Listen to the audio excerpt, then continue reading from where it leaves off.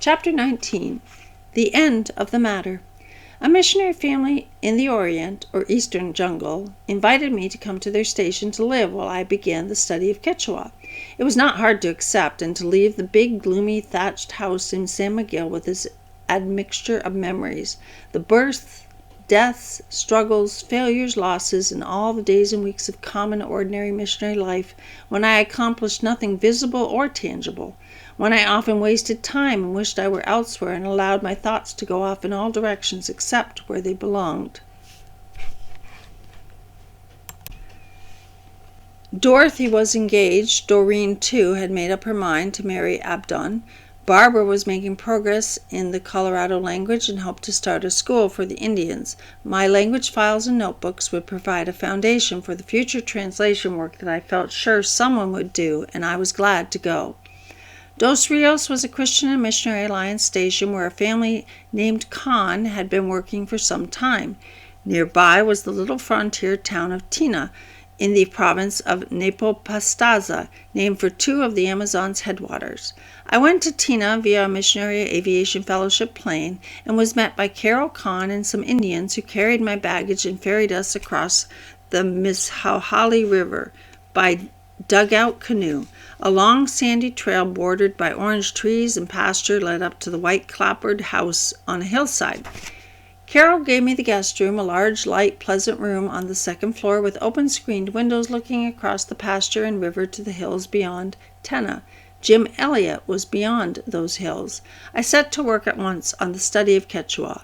I went at it more fiercely than I had tackled either Spanish or Safiki, for while these held out to me eternal rewards, the learning of Quechua held a clear-cut temporal one by which I am afraid I was more powerfully motivated. I pestered the life out of Carol Khan, who spoke Quechua fluently, and any Indians who came by. I stood around in the kitchen with Lucretia, a half-Indian, half-white girl who knew Spanish and Quechua equally well and could teach me and correct me while she cooked or washed dishes. I attended school and chapel services and Sunday meetings and Bible studies so that I could listen to the sound of the language, and because it is said, one of the easiest languages in the world, it did not take me long to begin to understand. It was only a few weeks after my arrival that I received a letter from Doreen telling me that all of my Colorado language materials had been stolen. They had been in a suitcase that, and how many times had this happened during the past year, disappeared from the top of a bus. I sat at the big window and looked across the Mishali River towards the hills, trying to absorb what this letter had said. Everything I had done in 9 months in San Miguel de los Colorados was undone at a stroke.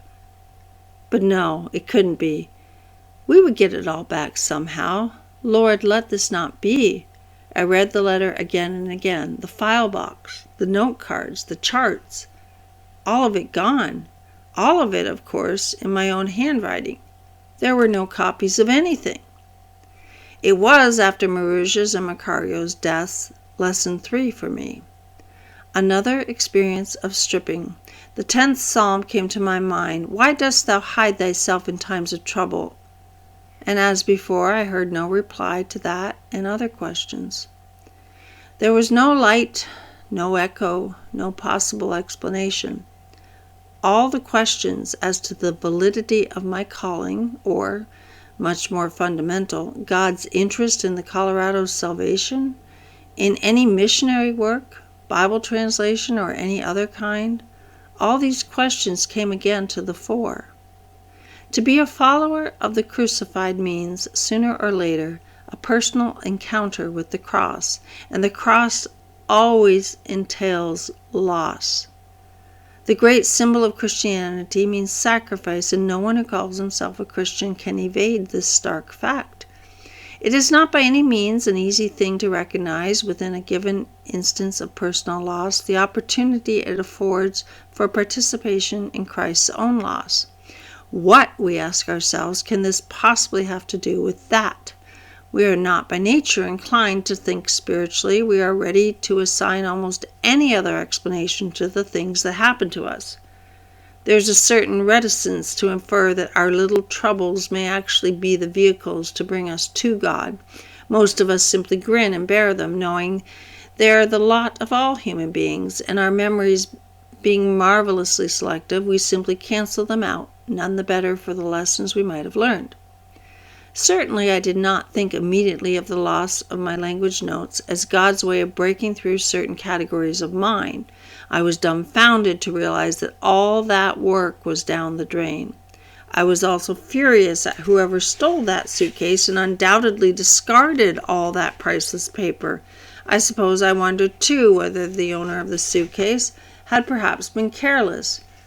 But there was nothing to be done about it at all, no hope of recovery, and that was that.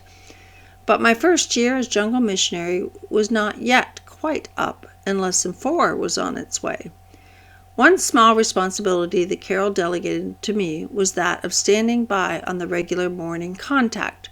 There was a shortwave radio network by which all the jungle mission stations communicated each morning with the Missionary Aviation Fellowship base. I was only too happy to be asked to do the calling in for Dos Rios. It meant that I might occasionally hear Jim's voice, "Shandia standing by." Once in a while there was even traffic, messages of a business nature, for me to pass on to him from Dos Rios. One morning his voice came through the usual squeals and beeps and whistles with which we nearly always had to contend. He sounded agitated. I strained my ears. The entire station of Shandia, 5 buildings, had been demolished in a flood. Jim had worked on that station all during the time I had worked at Safiki. He had amassed 500 hand-planed boards for future buildings. These represented 500 man-days' work. He had repaired 3 old buildings and constructed 2 new ones. All of it now had gone down the Napo River. It was probably in the Amazon by the time I received his message. The voice of the Lord is upon the waters, the God of glory thundereth. The Lord sitteth upon the flood. The Lord will give strength unto his people. The Lord will bless his people with peace. It was only gradually during the months that followed that I saw that to God nothing is finally lost. All the scriptural metaphors about the death of the seed that falls into the ground, about losing one's life, about becoming the least in the kingdom, about the world's passing away, all these go on to something unspeakably better and more glorious. Loss and death are only the preludes to gain and life.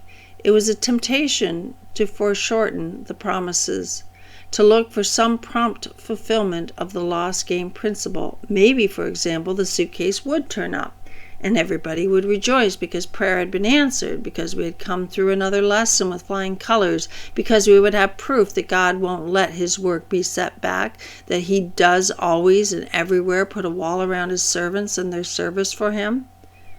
My mind boggled in trying to imagine how the Lord might undo the Shandia disaster. Lesson 4 was in a class with lessons 1 and 2. Maruja and Macario were dead and buried. The mission station was demolished. Even the most sinewy faith in the world could not bring them back, but hope still survived for the suitcase. The Lord, whose eyes run to and fro throughout the whole earth, knew where that suitcase and its precious contents were. I prayed for its recovery. Surely, Lord. The suitcase did not turn up. And so it often is. Faith, prayer, and obedience are our requirements. We are not offered in exchange immunity and exemption from the world's woes. What we are offered has to do with another world altogether. A story is told of Jesus and his disciples walking one day along a stony road. Jesus asked each of them to choose a stone to carry for him. John, it is said, chose a large one, while Peter chose the smallest. Jesus led them then to the top of a mountain and commanded that the stones be made bread. Each disciple, by this time tired and hungry, was allowed to eat the bread he held in his hand, but of course Peter's was not sufficient to satisfy his hunger. John gave him some of his. Some time later, Jesus again asked the disciples to pick up a stone to carry. This time Peter chose the largest. Taking them to a river, Jesus told them to cast the stones into the water. They did so, but looked at one another in bewilderment. "For whom," asked Jesus, "did you carry the stone?"